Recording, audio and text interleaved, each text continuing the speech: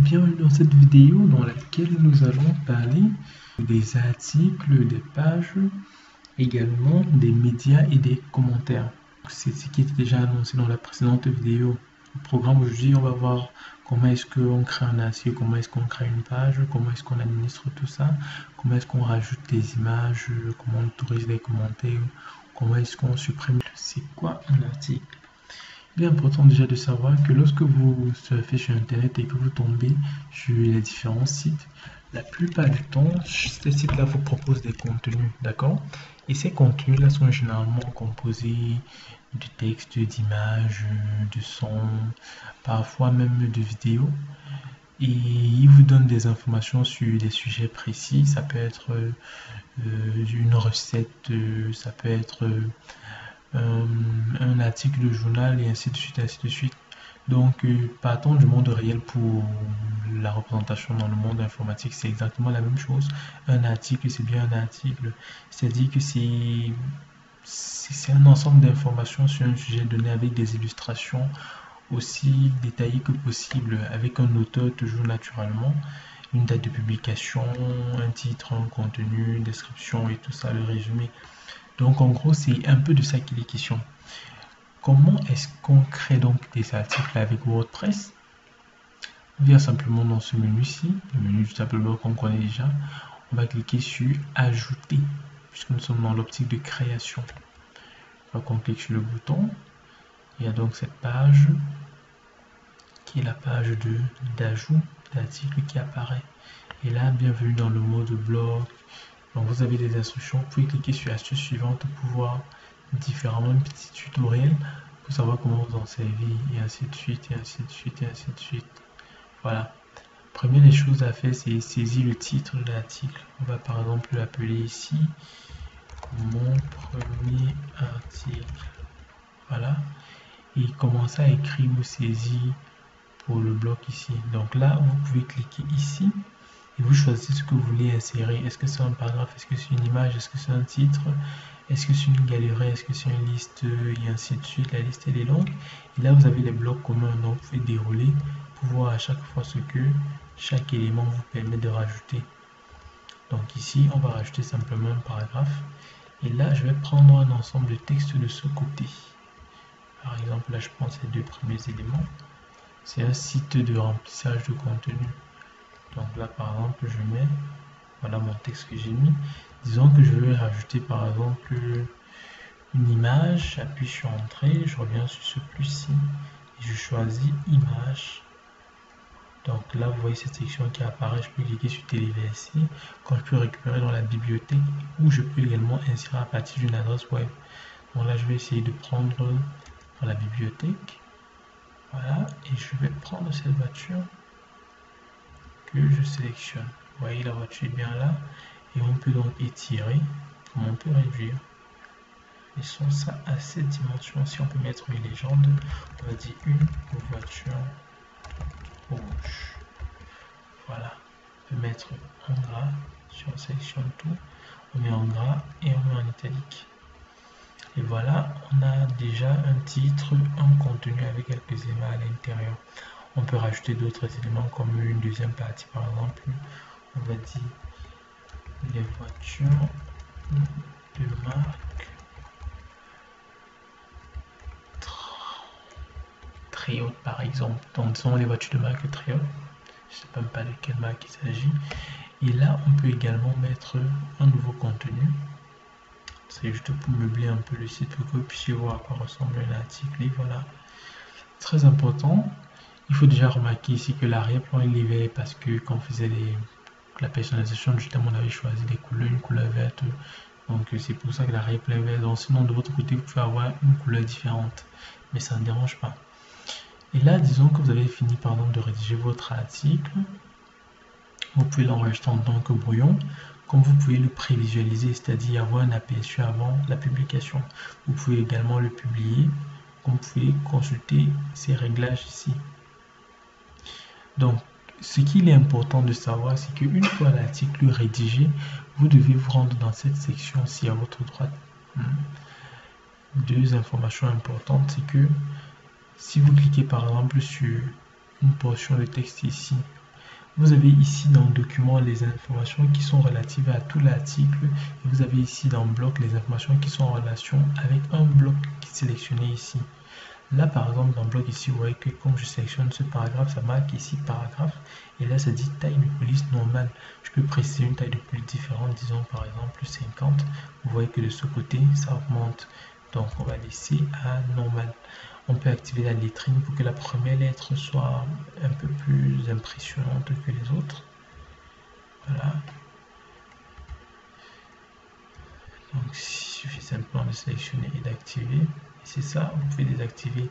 Ici, vous pouvez gérer les couleurs. Donc là, couleur d'arrière-plan. Si on change, ça va l'arrière-plan du paragraphe, donc de cette portion sélectionnée. Et en bas, vous avez l'arrière-plan du texte. On peut choisir par exemple la couleur du texte, par exemple. On peut changer la couleur autant qu'on le souhaite. Donc là, on va rester dans le blanc. On peut prendre des couleurs personnalisées aussi et essayer de trouver des couleurs dans une liste. Donc c'est à peu près ça. Ensuite ici, plus tard, vous avez avancé, section dans laquelle vous pouvez ajouter un CSS additionnel pour l'article. Prêtez vraiment beaucoup d'attention à ce fonctionnement-ci parce que c'est exactement la même chose pour la création d'une page. La seule différence entre l'article et la page, c'est l'auteur. Il y a quelques informations qu'on verra quand on arrivera sur les pages. Donc une fois qu'on a fini de travailler sur les différents blocs, donc chaque bloc peut être personnalisé à sa guise. Par exemple, là vous voyez, j'ai sélectionné le bloc image ici. Et là, il y a des styles pour l'image. Par exemple, vous voyez, masque circulaire, par défaut, style non défini. Et là, texte alternatif, taille de l'image grande, on peut prendre taille originale, d'accord. On peut prendre une miniature, et ainsi de suite. Donc, vous pouvez complètement personnaliser ça à ce niveau. Et bien sûr, dans l'avancée, toujours le CSS additionnel. Il faut bien garder ça à l'esprit. Une fois que vous avez fini de travailler donc avec toute cette section-ci, vous revenez dans le document, parce que ce sont les informations directement en relation avec l'article en lui-même. Ici, au niveau de visibilité, vous voyez que c'est public. Ça veut dire que tout le monde verra cet article s'il est publié. Si vous voulez que quelques personnes seulement voient cet article, vous devez dire par exemple privé, uniquement visible pour les administrateurs ou les administratrices et les éditeurs et les éditrices, par exemple. Comme vous pouvez dire protégé par un mot de passe et seules les personnes qui auront le mot de passe que vous aurez défini pourront accéder à l'article. C'est très intéressant quand vous voulez par exemple vendre vos articles et des personnes y accéderont uniquement après avoir payé. Donc après la visibilité, vous avez la possibilité d'épingler votre article en haut du blog. Ça veut dire que l'article sera toujours en tête. En attente de relecture, c'est donner la possibilité aux éditeurs par exemple de relire l'article avant la publication. Donc c'est de préciser ici, quand vous cochez ça, vous dites que l'article est encore en attente de relecture, ça veut dire qu'il ne sera pas visible directement sur le site. Vous pouvez mettre à la corbeille ici, c'est pas supprimer, c'est juste mettre à la corbeille. Une fois que c'est mis à la corbeille, ça veut dire que vous pouvez toujours restaurer. D'accord? Ensuite, on a les permaliens. Donc les permaliens, vous voyez, je vois l'article, vous voyez comment c'est un lien en fait qui va nous donner, qui référence cet article ici. Et là, vous voyez que c'est localhost mon projet p égale 67. Ça, c'est la formulation de WordPress pour indexer cet article-ci. On va voir plus tard que c'est pas très intéressant pour le référencement et qu'il faille parfois sélectionner une URL avec une forme un peu particulière. Donc, on verra ça plus tard. Mais vous pouvez déjà modifier cet élément-ci. Donc, si vous cliquez là, vous voyez que ça va nous ramener ici. Et vous voyez que l'article est bel et bien là, avec la zone des commentaires. Donc on va expliquer tout ça juste devant. Après les permaliens, on a la catégorie parce qu'un article doit obligatoirement avoir une catégorie, c'est très important. Donc ici on peut par exemple dire que cet article se situe dans la catégorie infographie ou bien dans une sous-catégorie Adobe. On peut choisir donc plusieurs catégories pour un article, c'est ce qui est intéressant, ce qui fait qu'il apparaîtra dans les différentes catégories là lorsqu'on essaiera de les visiter.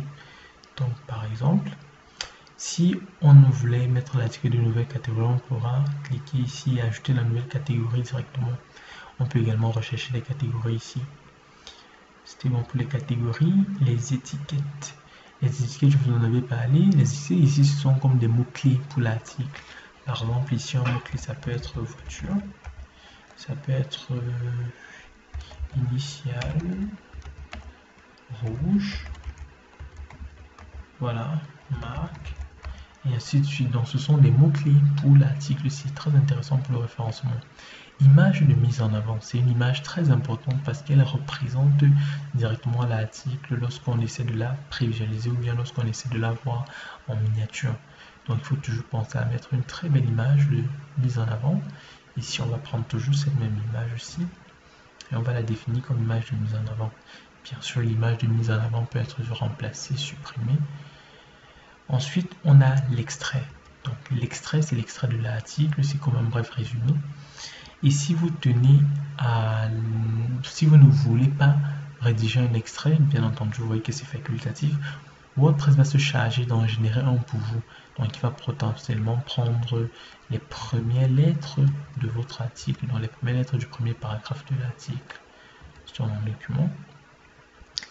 Après donc l'extrait, nous avons la possibilité de gérer la discussion. Est-ce qu'on autorise les commentaires sur cet article? Si oui, on coche cette case. Si on ne veut pas que les gens puissent commenter cet article, on décoche simplement et les commentaires ne seront plus disponibles. Autoriser les pings et les retroliens. Les retroliens et les pings, c'est la possibilité de citer un article ou bien un autre article d'un autre blog. Donc, il y a toute une petite configuration généralement qu'il faut connaître pour gérer ça. Mais si vous autorisez, les personnes pourraient citer votre article. C'est également très intéressant pour le référencement. Donc, on va décocher et on va autoriser les commentaires. Ensuite, les attributs de l'article. Donc, en termes d'attributs de l'article ici, le modèle, c'est le modèle par défaut. Donc, on peut par exemple choisir modèle avec bannière, modèle pleine largeur et ainsi de suite. Donc, il faut généralement prendre votre choix. Si on prend modèle pleine largeur, c'est juste que l'article occupera plus d'espace. On peut prévisualiser. Là, il y a la génération d'aperçu. Vous voyez, ça, c'est le modèle pleine largeur. L'article occupe carrément la totalité de l'espace. Et vous voyez, là, c'est l'image de mise en avant qui a été précisée. Et voilà le reste du texte. Si ici, on décide par exemple de prendre un modèle par défaut, qui sera un modèle un peu différent et qu'on prévisualise, vous allez voir là que c'est un peu différent. Regardez, l'article n'occupe pas la totalité de l'écran, juste une portion. C'est à peu près ça dans la chambre détail. Les commentaires sont bien autorisés. Donc c'est un peu ça en ce qui concerne la publication des articles. Vous avez déjà vu comment est-ce qu'on peut supprimer. Maintenant, dans la publication en elle-même, d'accord? Vous voyez ici, on a visibilité qui était publiée, on en a déjà parlé, et on a publié ici. Publier là immédiatement, ça veut dire que l'article sera directement disponible à l'instant où on cliquera sur ce bouton publier.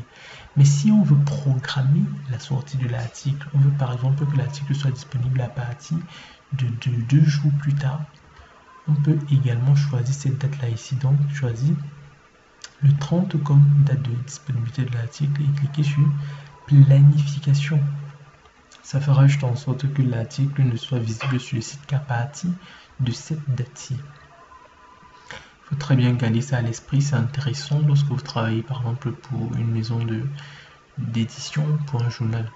Très intéressant. Donc là, on va garder notre article en mode publier illico. Le 28, voilà. Et si on dit donc publier, voilà, vous confirmez la publication, les réglages et tout et tout. On dit simplement publier. Et donc voilà, mon premier article est maintenant en ligne. Voilà l'adresse de l'article, vous voyez. On peut décider de voir l'article. Et voilà, au-dessus, vous pouvez voir les catégories, les différentes catégories dans lesquelles l'article est disponible. Vous pouvez voir ici l'auteur, la date de publication. Et là, vous voyez qu'il n'y a encore aucun commentaire. Et l'article est bien là. Donc quand des personnes commenteront par exemple, on dit connectant en tant que id@gmail.com. On va par exemple dire bonjour, très bel article. Et si on laisse le commentaire, vous voyez que là on a un commentaire qui apparaît avec la date. Et ici au-dessus vous voyez un commentaire. Donc tout simplement pour vous montrer à peu près comment est-ce qu'on publie les articles. Maintenant, revenons à notre tableau de bord. On dirait là, tableau de bord. Si on veut modifier un article ou supprimer, On vient toujours dans ce menu, on clique sur tous les articles et là on va voir les différents articles qui sont sur notre site. Là vous voyez mon premier article qui a été publié, dans ces différentes catégories a été publié il y a 3 minutes. On peut donc directement ici modifier, comme on peut envoyer à la corbeille. On peut également afficher. Donc ça dépend de vous. Les actions groupées sont également possibles. Ne vous gênez absolument pas. Il faut penser également à explorer les options d'écran. Et là, vous voyez quelles sont les colonnes à afficher. Ici, dans ce tableau-ci, les auteurs, les catégories, les étiquettes, les commentaires, les dates. Le nombre d'éléments affichés par page, c'est 20. Ça veut dire que ça va vous afficher 20 lignes comme ça. Et si vous voulez que ça vous en affiche plus, vous pouvez préciser ça ici. La vue, c'est en liste ou c'est avec extrait. Donc, si vous autorisez par exemple en extrait, vous allez voir qu'il y aura une portion comme ceci. Donc, tout ça se passe ici dans options de l'écran. On va prendre vue en liste parce que c'est plus simple. Voilà. Et donc, là, avec ce bouton, vous pouvez toujours ajouter. Vous avez quelques informations ici, mis en avant 1, 12, ainsi de suite, ainsi de suite. C'est à peu près ça en ce qui concerne la gestion des articles. Maintenant, concernant les médias sont simplement les images, textes, sons, vidéos et ainsi de suite. Tout ce qui est fichier en fait et qui va potentiellement intervenir sur votre site. Vous pouvez cliquer simplement sur ce menu-ci pour voir les médias disponibles déjà. Vous voyez les différents articles que nous avons ajoutés. Vous pouvez les supprimer normalement, vous pouvez les modifier et ainsi de suite. Je vous laisse vraiment la possibilité de vous exercer de votre côté. Et vous aurez quelques petites questions en exercice plus tard. Donc l'ajout, vous savez déjà comment ça se passe. Vous pouvez sélectionner des fichiers depuis votre ordinateur. Par exemple, on veut prendre un PDF ou un fichier PPTX comme celui-ci. Vous voyez, il y a une taille maximale ici, il ne faut pas dépasser 2 mégas. Vous utilisez un téléversement multifichier si vous rencontrez des problèmes. Bref, tout simplement pour dire que vous pouvez également porter vos fichiers et les déposer ici. Donc ils seront uploadés sur le serveur. Voilà une possibilité. Donc la bibliothèque, vous la connaissez déjà, voilà. Vous pouvez faire toutes les opérations nécessaires dessus. C'est important parce que plus vous avez d'articles, plus vous avez d'images ou de fichiers sur votre site, plus ça occupe de l'espace. Et donc en fonction de votre hébergement, vous aurez des fois besoin de faire un peu de nettoyage dans tout ça pour éviter de consommer trop d'espace sur le serveur. Ok, c'était bon avec donc les articles, les médias. Maintenant, on va passer aux pages. Alors, les pages fonctionnent pratiquement comme les articles, le contenu est à peu près le même. Donc, vous voyez là la liste des pages, toutes les pages qui sont disponibles. Vous pouvez modifier naturellement, supprimer, mettre à jour, comme vous pouvez ajouter. Et donc, vous allez vous rendre compte que l'interface est pratiquement identique à l'interface de publication d'un article. C'est exactement la même chose jusqu'à ce niveau-ci.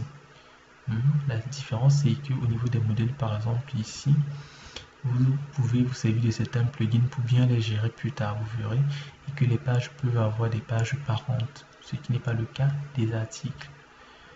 Donc, voilà à peu près. Vous pouvez également rajouter des images de mise en avant. Pour les blogs, si vous en avez, vous pouvez toujours travailler dessus. Pareillement ici au niveau de documents. Donc, les articles, les pages sont en réalité les deux faces de la même pièce. Donc, à peu près les mêmes fonctionnalités derrière, à quelques détails près. Les pages peuvent être donc utilisées comme des modèles. On verra comment les rendre disponibles. Alors que les articles ne peuvent être utilisés que par rapport à des catégories. Une page, par exemple, n'a pas de catégorie. Par contre, un article doit absolument avoir une catégorie. C'est à peu près ça. Et je pense qu'on va arrêter la vidéo pour ce moment à ce niveau-ci.